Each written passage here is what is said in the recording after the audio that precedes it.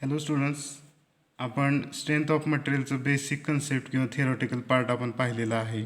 आज आपण त्याचा प्रॉब्लेमॅटिक पार्ट किंवा प्रॉब्लेमचं पार्ट आपण पाहणार आहोत. ह्याच्यामध्ये जेव्हा प्रॉब्लेम आपल्याला सॉल्व करायचे त्यामध्ये आपल्याला फॉर्म्युले माहीत असणे हे महत्त्वाचे आहे. त्याच्यामध्ये आतला पहिला जो फॉर्म्युला आहे तो म्हणजे स्ट्रेस आपण सिग्मा या लेटरनं स्ट्रेस दाखवतो. स्ट्रेस म्हणजेच काय, the internal restoring force upon area किंवा सोप्या भाषेत म्हणायचं झालं तर अप्लाइड फोर्स किंवा load upon cross section area, ह्याला आपण म्हणतो stress. Applied load upon cross section area, त्याला आपण म्हणतो स्ट्रेस. ओके. आता ह्याच्यामध्ये जो अप्लाइड लोड आहे, अप्लाइड फोर्स आहे, तो एकतर त्या बॉडीला किंवा त्या पार्टला ओढेल किंवा ढकलेल, पुश असेल किंवा पुल असेल. म्हणजेच काय, एकतर तो टेन्साईल असेल किंवा कॉम्प्रेसिव्ह असेल. आणि जो हा क्रॉस सेक्शन एरिया आहे, हा क्रॉस सेक्शन एरिया एकतर सर्क्युलर असेल किंवा स्क्वेअर असेल. एकतर सर्क्युलर असेल किंवा स्क्वेअर असेल. म्हणजे बघा, हा असा बार आहे समजा सर्क्युलर, हा एक रॉड आहे किंवा बार आहे, हा रॉड आहे. ठीक आहे. हा रॉड कसा आहे तर ह्याचं क्रॉस सेक्शन कसं आहे, सर्क्युलर आहे. ठीक आहे. हा सर्क्युलर क्रॉस सेक्शनचा रॉड आहे. मग ही त्याची काय झाली, लांबी झाली. ही त्याची काय झाली, लांबी झाली. आणि हा त्याचा झाला डायमीटर. हा त्याचा काय झाला, डायमीटर. डायमीटर म्हणजे डीनं दाखवतोय आपण इथं. ठीक आहे. हा झाला त्याचा डायमीटर, लांबी झाली आणि डायमीटर त्याचा झालेला आहे. हा झाला सर्क्युलर क्रॉस सेक्शनचा रॉड. ठीक आहे. मग ह्याचा एरिया काय असणार आहे, ह्याचा एरिया काय असणार आहे, जो सर्कलचा एरिया असतो तोच सर्कलचा एरिया ह्याचा पण एरिया असणार आहे. म्हणजेच काय, π/4 D square. π/4 D square. D square म्हणजे डायमीटर. हा त्याचा काय असणार आहे, एरिया असणार आहे. हा त्याचा काय असणार आहे, एरिया असणार आहे. समजा एखादा आपला समजा असा स्क्वेअर क्रॉस सेक्शनचा बार आहे, स्क्वेअर क्रॉस सेक्शन, हा स्क्वेअर क्रॉस सेक्शनचा बार आहे.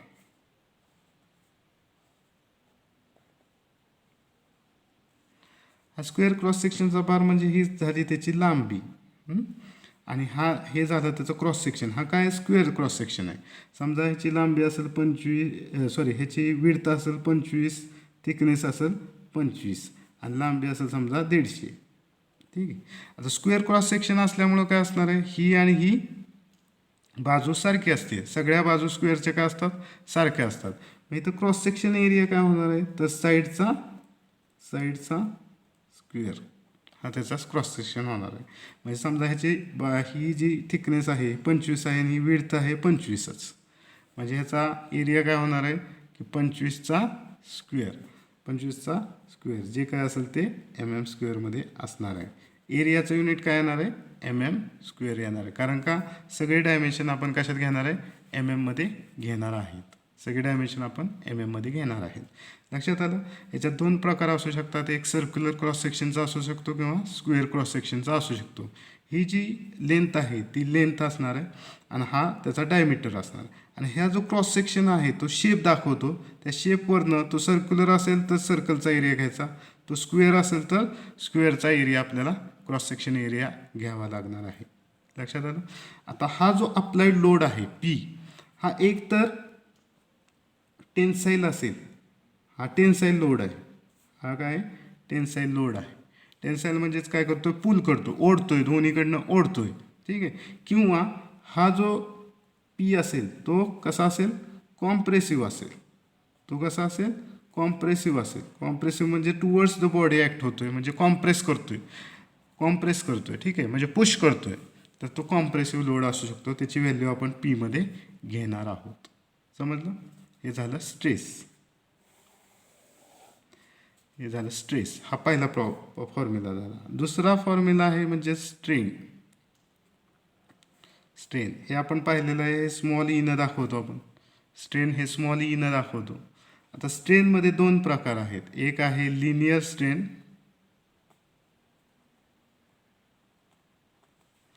आणि दुसरा आहे लॅटरल स्ट्रेन.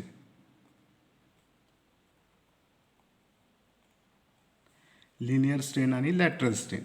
आता लिनियर स्ट्रेन कधी म्हणायचं आणि लॅटरल स्ट्रेन कधी म्हणायचं? लिनियर स्ट्रेन म्हणजेच change in length upon original length. Change in length upon original length. बघा, जेव्हा लेंथमध्ये चेंज होणार आहे, आता बघा हा फोर्स अप्लाय केलेला आहे समजा, किंवा हा फोर्स अप्लाय केलेला आहे. हा फोर्स जेव्हा अप्लाय करू तेव्हा एक तो टेन्साईल असेल किंवा कॉम्प्रेसिव्ह असेल. जेव्हा फोर्स अप्लाय करू तेव्हा जी ओरिजिनल लांबी होती त्याच्यामध्ये काहीतरी चेंजेस होणार आहेत. एक तर ती लांबी कमी होणार आहे किंवा ती लांबी वाढणार आहे. टेन्साईल लोड असेल, टेन्साईल फोर्स असेल तर लांबी काय होणार आहे? वाढणार आहे. आणि कॉम्प्रेसिव्ह फोर्स असेल तर लांबी काय होणार आहे? कमी होणार आहे. म्हणजे त्या लांबीमध्ये किंवा लेंथमध्ये काय होणार आहे? चेंज होणार आहे. म्हणजे जी चेंज झालेली लांबी आहे आपण जी ओरिजिनल लांबी आहे किंवा लेंथ आहे त्याला आपण म्हणतो लिनियर स्ट्रेन. म्हणजे जो अप्लाइड फोर्स आहे त्याच्या पॅरलल जे डायमेन्शन आहे त्याच्यामध्ये जे चेंज झालेत, लांबी ही त्याला पॅरलल आहे. या अप्लाइड फोर्सच्या डायरेक्शनला ही लांबी काय पॅरलल आहे. त्याच्यामध्ये जे चेंजेस झाले त्याला आपण म्हणतो linear strain. Delta L upon L. आता लांबीला युनिट काय? M M. चेंज इन लेंथला युनिट काय? M M. आणि लेंथला युनिट काय? M M. म्हणजे ह्यावरती एम एम आलं, खाली एम एम आलं. एम एम एम एम काय होणार आहे? कॅन्सल होणार आहे. ह्याला काय असतं? स्ट्रेनला युनिट नसतं. स्ट्रेनला युनिट नसतं. ठीक आहे. आता लॅटरल स्ट्रेन म्हणजे काय? लॅटरल स्ट्रेन म्हणजेच काय? हे जो काय फोर्स आहे ह्या फोर्सला हे जे डायमेन्शन दिसत आहेत जे पॅरलल नाही आहेत, लॅटरल आहेत. ठीक आहे. किंवा परपेंडिक्युलर म्हणू शकता, किंवा जे लॅटरल डायमेन्शन आहेत त्याच्यात जर चेंजेस झाले तर त्याचा जो फॉर्म्युला येणार तो लॅटरल स्ट्रेनचा फॉर्म्युला असणार आहे. मग आता समजा तुम्ही जर सर्क्युलर क्रॉस सेक्शन घेतला तर ह्याच्यात लॅटरल डायमेन्शन काय आहे? जी लेंथ सोडून आहे तर ह्याच्यामध्ये डायमीटर हे काय? ह्याच्यामध्ये डायमीटर हे काय? लॅटरल डायमेन्शन आहे. मग lateral strain in terms of circular bar काय येणार आहे? Delta D upon D. D म्हणजेच diameter. Change in diameter upon original diameter in case of circular bar. Case of circular bar. आणि समजा स्क्वेअर किंवा rectangular बार असेल तर त्याच्यामध्ये कुठले डायमेन्शन आहेत लेंथ सोडून, किंवा जे ह्याला पॅरलल नाहीत, ह्या फोर्सला पॅरलल नाहीत असे. एक तर त्याची विड्थ असू शकते, ही विड्थ, किंवा ह्याची थिकनेस असू शकते, ही थिकनेस समजा ही थिकनेस असू शकते, किंवा ही विड्थ असू शकते. हे थिकनेस किंवा विड्थ काय होणार आहे? चेंज होणार आहे. मग ह्याचं जे फॉर्म्युला येणार आहे delta T upon T. Change in thickness upon original thickness, किंवा delta B upon B. Change in width upon original width. हे त्याचं काय येणार आहे? लॅटरल डायमेन्शन जे चेंजेस झालेले आहेत त्याचा फॉर्म्युला सर्क्युलर बारसाठी, स्क्वेअर बारसाठी, स्क्वेअर क्रॉस सेक्शन असलेल्या बारसाठी येणार आहे. आणि सर्क्युलर बारसाठी change in diameter upon original diameter, square बारसाठी change in thickness upon original thickness, किंवा change in width upon original width असं त्याचा फॉर्म्युला येणार आहे. ठीक आहे. आता स्ट्रेस पाहिला आपण. स्ट्रेस म्हणजेच काय? पी अपॉन ए. ह्याचं युनिट काय असणार आहे? स्ट्रेसचं युनिट काय असणार आहे? पीचं युनिट काय असतं? न्यूटन. आणि एरियाचं युनिट आपण सगळे डायमेन्शन एम एममध्ये घेतो म्हणून एरिया काय येणार आहे? एम एम स्क्वेअरमध्ये स्ट्रेसचं युनिट असणार आहे. व्हाईल स्ट्रेनला काय युनिट नाही, कारण change in dimension upon original dimension. मग ती लांबीच्या संदर्भात असेल, change in length upon original length, तर त्याला आपण लिनियर स्ट्रेन म्हणतो.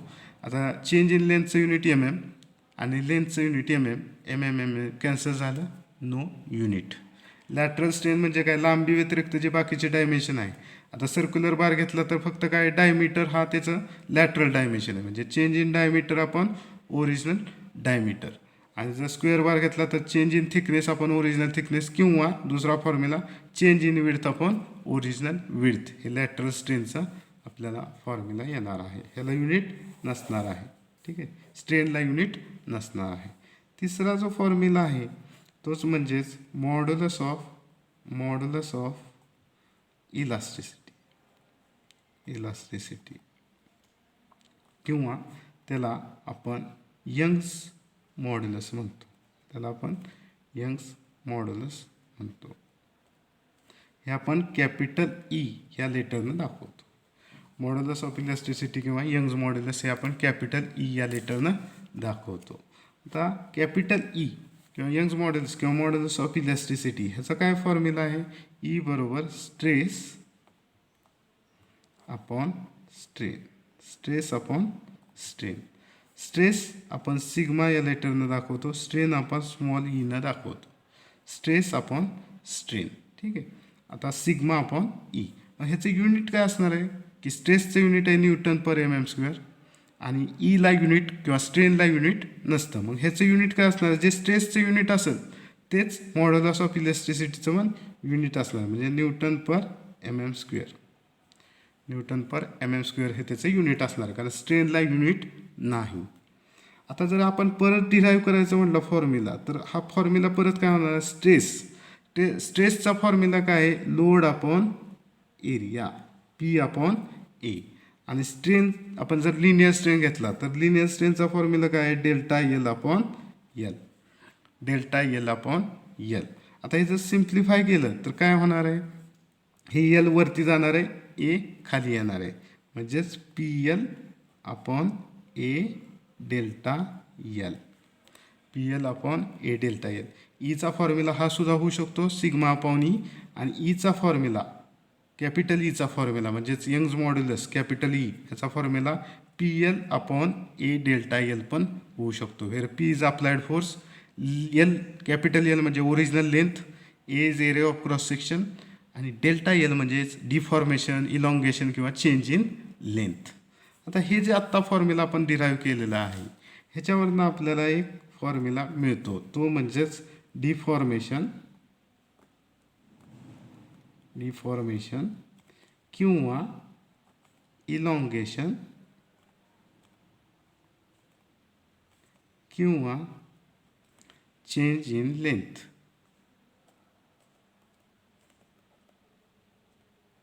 तर हा जो फॉर्म्युला आहे ह्याच्यावरनं आपण डिफॉर्मेशन, इलॉंगेशन किंवा चेंज इन लेंथचा फॉर्म्युला आपण काढू शकतो. ह्याला आपण डेल्टा एल म्हणूया. ह्याला आपण म्हणूया डेल्टा एल. डिफॉर्मेशन, त्याला इलॉंगेशन म्हणा, जर टेन्साईल लोड अप्लाय केला तर इलॉंगेशन होणार आहे, किंवा डिफॉर्मेशन म्हणा किंवा चेंज इन लेंथ म्हणा, डेल्टा एल. आता डेल्टा एलचा जो फॉर्म्युला आहे तो डेल्टा एलचा फॉर्म्युला ह्या फॉर्म्युल्यावरनं काय येणार आहे? तर पी एल अपॉन डेल्टा इकडे गेलं, ई इकडं आलं, ए इंटू ई. डेल्टा एल बरोबर पी एल अपॉन ए ई. म्हणजे पी म्हणजे applied force, L original length, A area of cross section, आणि ई म्हणजे मॉड्युलस ऑफ इलास्टिसिटी. ह्याचं युनिट काय येणार आहे? एम एममध्ये येणार आहे, कारण डायमेन्शन चेंज कशात होणार आहे किंवा डिफॉर्मेशन कशात होणार आहे? तर लांबीमध्ये होणार आहे, म्हणून एम एम हे त्याचं युनिट असणार आहे. तर हे तुम्हाला लक्षात ठेवायचे आहेत. जे फॉर्म्युले आत्ता मी सांगितलेले आहेत ते लक्षात ठेवायचे आहेत, त्याचे युनिट आपल्याला लक्षात ठेवायचे आहेत. आणि हे झाल्यावर आपल्याला युनिट कन्व्हर्जन करता येणं आवश्यक आहे. बघा आपण कुठले कुठले फॉर्म्युले पाहिलेले आहेत. स्ट्रेसचा फॉर्म्युला पाहिलेला आहे सिग्मा, पी अपॉन ए त्याचं युनिट आहे newton per m m square. Area of cross section एक तर सर्क्युलर असेल, स्क्वेअर असेल, त्याच्यावरनं एरियाचा फॉर्म्युला आपल्याला घ्यायचा आहे. त्याच्यानंतर आपण पाहिलेलं आहे स्ट्रेन, स्मॉल ईनं दाखवतो. याच्यात दोन प्रकार आहेत, लिनियर स्ट्रेन आणि लॅटरल स्ट्रेन. लिनियर स्ट्रेन आपण कशात दाखवतो? तर जेव्हा लांबी चेंज होते, delta L upon L, change in length upon original length, ह्याला युनिट नसणार आहे, कारण लांबी चेंज इन लेंथ ह्याचं एम एम आणि original length m M cancel झालं, नो युनिट. लॅटरल स्ट्रेन म्हणजे काय की लांबी सोडून जे डायमेन्शन आहे, जर सर्क्युलर बार असेल तर डायमीटर हा त्याचं लॅटरल डायमेन्शन आहे, डेल्टा डी अपॉन डी, म्हणजे change in diameter upon original diameter हे सर्क्युलर बारच्या बाबतीत. आणि स्क्वेअर बार असेल तर change in thickness upon original thickness किंवा चेंज इन विड्थ, बी म्हणजे width, change in width upon original width हे त्याचं फॉर्म्युला लॅटरलचा असणार आहे. त्याच्यानंतर आपण पाहिलेला आहे तिसरा यंग्स मॉड्युलस किंवा मॉड्युलस ऑफ इलास्टिसिटी. हे कॅपिटल ईनं दाखवतो, कॅपिटल ईनं दाखवतो. कॅपिटल ई म्हणजेच काय? आपण हुक्स लॉ पाहिला आहे, stress is directly proportional to strain within elastic limit. त्याच्यावरनं कॅपिटल ई बरोबर स्ट्रेस अपॉन स्ट्रेन म्हणजे sigma upon E, sigma upon E. ह्याचं unit newton per m m square आहे. आता हे स्मॉल ई म्हणजे स्ट्रेन, स्मॉल ई म्हणजे काय? स्ट्रेन. सिग्मा म्हणजे काय, स्ट्रेस. स्ट्रेस सिग्मानं दाखवतो आणि स्ट्रेन आपण स्मॉल ईनं दाखवतो. म्हणजे आपण ईचा फॉर्म्युला अजून आपण असा पण लिहू शकतो की PL upon A delta L. त्याच्यानंतर ह्याच्यावरनं आपण डिफॉर्मेशन किंवा इलॉंगेशन किंवा चेंज इन लेंथ जो डेल्टा एल आहे त्याचा फॉर्म्युला आपण काढू शकतो. डेल्टा एल बरोबर PL upon AE, where P is applied force, L is original length, A is cross section area आणि कॅपिटल E म्हणजेच यंग्स मॉड्युलस किंवा मॉड्युलस ऑफ इलास्टिसिटी. आता हे झाले फॉर्म्युले. आता आपल्याला युनिट कन्वर्ट करता आले पाहिजे. युनिट कन्व्हर्जन महत्त्वाचं आहे. आपण मध्ये आपण डायमेन्शन घेणार आहे. जर मीटर दिलं असेल तर 1 मीटर बरोबर 1000 mm. 1 मीटर बरोबर 1000 mm म्हणजेच काय, 10⁻³ mm 1 मीटर होणार. 10⁻³ mm 1 मीटर होणार आहे. जर 1 किलो न्यूटन दिलं, 1 किलो न्यूटन दिलं तर ह्याचं न्यूटन करण्यासाठी आपल्याला काय करावं लागेल, 1 × 10⁻³ म्हणजे मल्टिप्लाय करावं लागेल. तर किलो न्यूटनचं काय होणार आहे, न्यूटनमध्ये कन्वर्ट होणार आहे. तर तुम्हाला माहिती 1 पास्कल बरोबर काय, 1 न्यूटन पर मीटर स्क्वेअर. 1 पास्कल बरोबर काय, 1 न्यूटन पर मीटर स्क्वेअर. आता आपल्याला ह्याचं कन्वर्जन आपण मध्ये डायमेन्शन घेतो म्हणून ह्याचं कन्वर्जन आपण न्यूटन पर mm स्क्वेअरमध्ये करूया. म्हणजेच काय, हे मीटर स्क्वेअर डिनॉमिनेटरला आहे म्हणून आपण काय करू, 1 अपॉन 10⁻⁶ न्यूटन पर mm स्क्वेअर असं करूया. का, 1 मीटर बरोबर 10⁻³ mm म्हणजे 1 मीटर स्क्वेअर बरोबर 10⁻⁶ mm स्क्वेअर. आता आपल्याला स्क्वेअरचं रूपांतर कशात करायचं, मीटर स्क्वेअरचं रूपांतर कशात करायचं आहे, स्क्वेअरमध्ये करायचं आहे. परत एकदा लक्षात घ्या, 1 मीटर बरोबर 10⁻³ mm म्हणजेच 1 मीटर स्क्वेअर बरोबर 10⁻³ × 10⁻³ mm स्क्वेअर. 10⁻³ × 10⁻³ mm स्क्वेअर म्हणजेच काय झालं, बेस सेम आहे. बेस सेम असल्यावर काय होतं, तर वरचे जे काय आहे घातांक त्याची बेरीज होती. म्हणजेच काय, 10⁻⁶ mm स्क्वेअर. 10⁻⁶ mm स्क्वेअर म्हणजे 1 मीटर स्क्वेअर बरोबर 10⁻⁶ mm स्क्वेअर हे त्याच्यामध्ये येणार आहे. म्हणजेच 1 मीटर स्क्वेअर बरोबर 10⁻⁶ mm स्क्वेअर. ठीक आहे. 1 पास्कल बरोबर 1 न्यूटन पर मीटर स्क्वेअर म्हणजेच 1 अपॉन 10⁻⁶ न्यूटन पर mm स्क्वेअर. म्हणजेच काय, हा जर न्यूमरेटरला गेला तर 10⁻⁻⁶ न्यूटन पर mm स्क्वेअर. सो 1 पास्कल बरोबर 10⁻⁶ न्यूटन पर mm स्क्वेअर. 1 पास्कल बरोबर 10⁻⁶ न्यूटन पर mm स्क्वेअर. ठीक आहे. तर 1 किलो पास्कल बरोबर 10⁻³ पास्कल म्हणजेच 10⁻³ न्यूटन पर मीटर स्क्वेअर. म्हणजेच 10⁻³ × 10⁻⁻⁶ कारण 1 पास्कल बरोबर 10⁻⁻⁶ न्यूटन पर mm स्क्वेअर. मग आपल्याला मीटर स्क्वेअरचं रूपांतर कशात करायचं आहे, mm स्क्वेअरमध्ये करायचं आहे. म्हणजे न्यूटन पर mm स्क्वेअर म्हणजेच काय झालं, 10⁻³ न्यूटन पर mm square. So 1 kilo pascal बरोबर 10⁻³ न्यूटन पर mm स्क्वेअर असं झालेलं आहे. बघा, मी परत एकदा सांगतो की आपण समजा युनिट कन्वर्ट करतो आहे तर आपल्याला सगळे डायमेन्शन मध्ये घ्यायचे आहे. 1 मीटर 1 मीटर बरोबर काय, 1000 mm. 1000 mmचा काय होतो, 1 मीटर होतो. म्हणजेच 10⁻³ mm. 1 मीटर बरोबर 10⁻³ mm.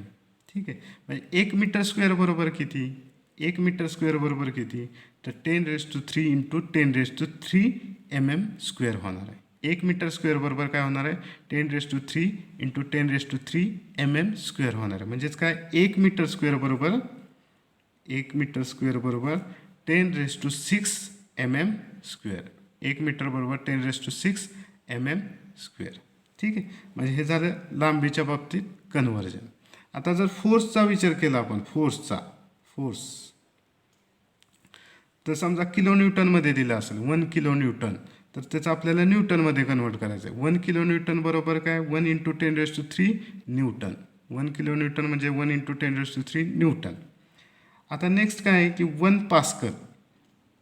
पास्कल बरोबर, म्हणजे स्ट्रेसचं युनिट समजा पास्कल असेल तर 1 पास्कल बरोबर 1 न्यूटन पर मीटर स्क्वेअर. पास्कल म्हणजेच काय न्यूटन पर मीटर स्क्वेअर. आपल्याला ह्याचं रूपांतर MM स्क्वेअरमध्ये करायचं आहे. ह्या मीटर स्क्वेअरचं रूपांतर आपल्याला काय करायचं आहे MM स्क्वेअरमध्ये करायचं आहे. म्हणून आपण हा मीटर स्क्वेअर कुठे आहे डिनॉमिनेटरला आहे, छेदस्थानी आहे. म्हणून आपण ते छेदस्थानी 10⁶ आपण घेतलेलं आहे, कारण 1 मीटर स्क्वेअर बरोबर 10⁶ MM स्क्वेअर, म्हणून हे डिनॉमिनेटरला आलं 10⁶ आलेलं आहे. म्हणजे 1 न्यूटन पर मीटर स्क्वेअर बरोबर 1/10⁶ न्यूटन पर MM स्क्वेअर. म्हणजे हे जर वरती गेलं तर मायनस होणार आहे, 10⁻⁶ न्यूटन पर MM स्क्वेअर. सो 1 पास्कल बरोबर 10⁻⁶ न्यूटन पर MM स्क्वेअर. आता समजा 1 किलो पास्कल दिलेलं असेल, 1 किलो पास्कल बरोबर 10⁻³ पास्कल. 10⁻³ पास्कल. पास्कल म्हणजेच काय न्यूटन पर मीटर स्क्वेअर. पास्कल म्हणजेच न्यूटन पर मीटर स्क्वेअर. 10⁻³ पास्कल म्हणजे काय 10⁻³ न्यूटन पर मीटर स्क्वेअर. आता ह्याचं जर न्यूटन पर MM स्क्वेअर करायचं असेल तर इंटू 10⁻⁻⁶ मल्टिप्लाय करावं लागेल. सो 10⁻³ × 10⁻⁻⁶ न्यूटन पर MM स्क्वेअर. म्हणजे ह्याचं उत्तर आलं 10⁻³ न्यूटन पर MM स्क्वेअर. 1 किलो पास्कल बरोबर 10⁻³ न्यूटन पर MM स्क्वेअर. निदान एवढं तरी लक्षात ठेवा. ठीक आहे. Next 1 megapascal. 1 मेगापास्कल बरोबर 10⁶ पास्कल. म्हणजेच काय 10⁶ × 10⁻⁻⁶ न्यूटन पर MM स्क्वेअर. आणि 1 पास्कल बरोबर काय आहे 10⁻⁻⁶ न्यूटन पर MM स्क्वेअर. आता मीटर स्क्वेअरचं आपल्याला MM स्क्वेअरमध्ये करायचं आहे, तर न्यूटन पर MM स्क्वेअरमध्ये करायचं म्हणून इंटू 10⁻⁻⁶ मल्टिप्लाय केलं. म्हणजे ह्याचं उत्तर काय येणार आहे 1 न्यूटन पर MM स्क्वेअर. सो 1 मेगापास्कल बरोबर 1 न्यूटन पर MM स्क्वेअर. तसंच 1 जिगापास्कल. 1 जिगापास्कल बरोबर काय 10⁹ पास्कल. 10⁹ पास्कल म्हणजे परत तसंच करायचं 10⁻⁻⁶ मल्टिप्लाय करायचं, कारण आपल्याला न्यूटन पर MM स्क्वेअर पाहिजे आहे. पास्कलचं न्यूटन पर MM स्क्वेअरमध्ये रूपांतर करण्यासाठी 10⁻⁻⁶ मल्टिप्लाय करायचं. ह्याचं उत्तर काय येईल 10⁻³ न्यूटन पर MM स्क्वेअर. सो 1 जिगापास्कल बरोबर 10⁻³ न्यूटन पर MM स्क्वेअर. तर आज आपण इथंच थांबूया, कारण आज आपण फॉर्म्युले पाहिलेले आहेत जे प्रॉब्लेम सॉल्व करण्यासाठी लागणार आहेत. शिवाय आपण युनिट कन्व्हर्जन पाहिलेलं आहे. त्याच्यामध्ये 1 पास्कल बरोबर 10⁻⁶ न्यूटन पर MM स्क्वेअर. 1 किलो पास्कल बरोबर 10⁻³ न्यूटन पर MM स्क्वेअर. त्याच्यानंतर 1 मेगापास्कल बरोबर 1 न्यूटन पर MM स्क्वेअर. 1 जिगापास्कल बरोबर 10⁻³ न्यूटन पर MM स्क्वेअर. हे जे 4 फॉर्म्युले आहेत किंवा ज्या 4 युनिट कन्व्हर्जन आहेत हे तुम्हाला लक्षात ठेवायचे आहेत.